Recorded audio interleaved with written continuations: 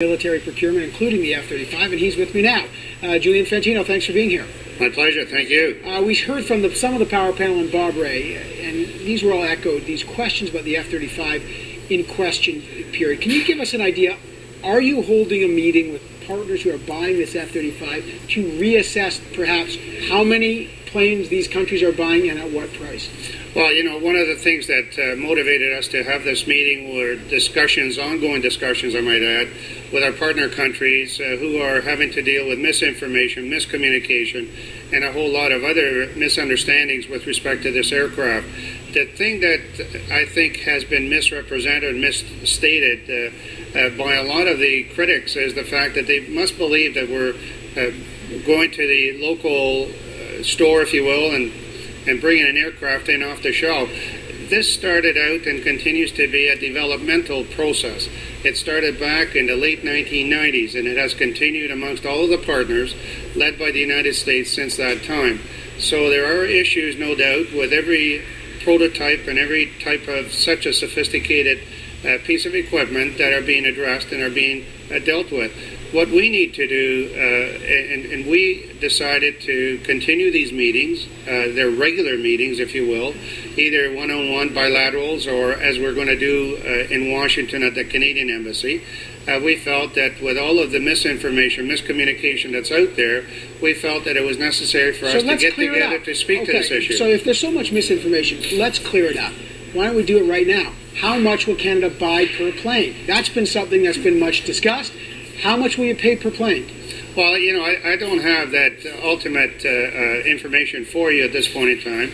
These are things that are evolving, and we'll keep on considering, discussing, and we will do the absolute best outcome for not only the Canadian military, but certainly the taxpayers of Canada, to ensure that we are, in effect, providing the tools our men and women need to do their job effectively. But what is the best outcome? I mean, if this thing is over budget, I mean, look, you just had the President of the United States saying these are lean times here. Your government has talked a lot about austerity and lean times. He's saying things are so lean that we're going to scale back $1.6 billion on ours, and we're going to buy 13 fewer F-35s. Other countries have scaled back. Chris Hall just mentioned that there's 3 different platforms of this. The takeoff and landing, the jump jet version, is being scaled back. We're not buying that one.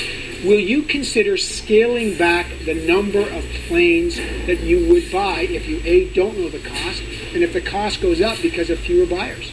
Well, to begin with, I think it's quite reasonable that countries, including Canada, keep on monitoring the situation. I mean, we all know that the economic reality of today is certainly vastly different from when we started out on this project way back in 1997.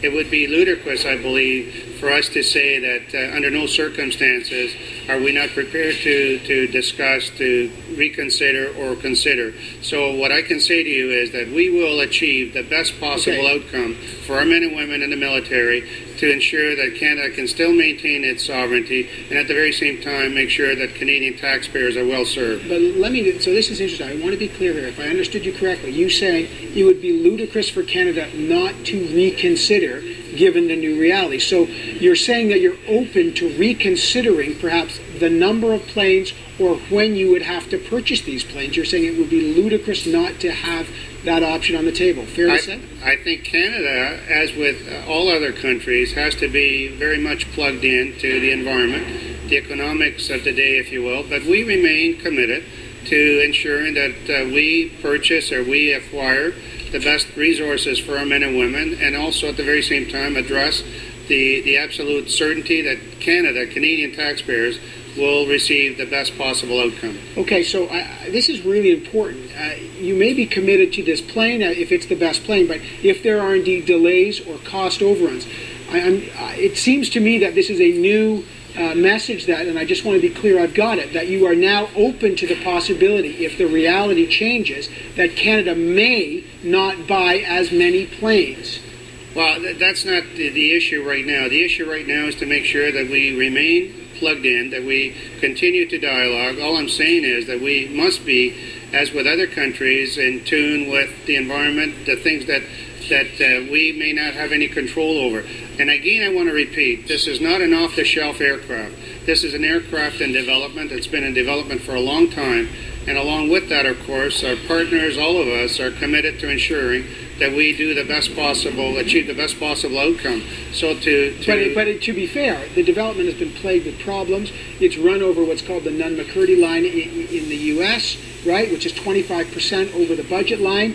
You've had Senator John McCain talking about this. So this has been very troubled. And I guess all I'm saying is I'm hearing from you something a little different, which is we're watching this process. If indeed it continues to have these issues, Canada is open to adjusting perhaps its commitment to the F-35. And, I'm sure the opposition would be very interested in hearing that your new options on the table, if that's what I understand you saying. Well, I have to correct you on one item, that although adjustments are being made, there is certainly no country that I know of right now that's backed out. In fact, no, I'm not talking about backing out altogether. I'm just talking about reducing the number. Hold on now. In fact, Japan, as you know, signed up after a long and protracted process. They've signed on. There's other countries that are making similar considerations right now. So all I'm saying to you is that we remain, as we have all along, committed with our partners to achieve the best possible outcome for our Canadian military,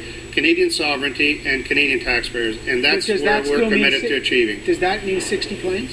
Well, I'm not going to give you any numbers because it's pointless to discuss numbers right now.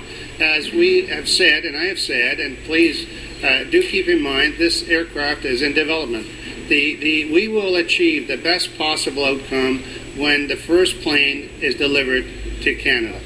Julian Fantino, I appreciate your time today. Interesting. It will be clearly an interesting meeting, and I'm glad to get at least some clarity on how your decision process is going right now. Julian Fantino is the Associate Minister of National Defense. Actually, I have one question. Any word on those subs? Your comment, you're a procurement guy. We're talking about these subs with the hole in the front on Corner Brook. Have you considered, are you pricing out a plan B on the subs? Well, to begin with, it's quite regrettable, that particular incident, but a couple of things need to be said. The matter is being fully investigated. There was never a time when the personnel on that boat were in danger. Certainly, it's difficult to assess the extent of the damage, but at no time were any of their crew members put in danger, and it's regrettable. It's being investigated. We'll deal with it. All right, Julian Fantino, I appreciate your time. Thanks so much. You're welcome. Thank you.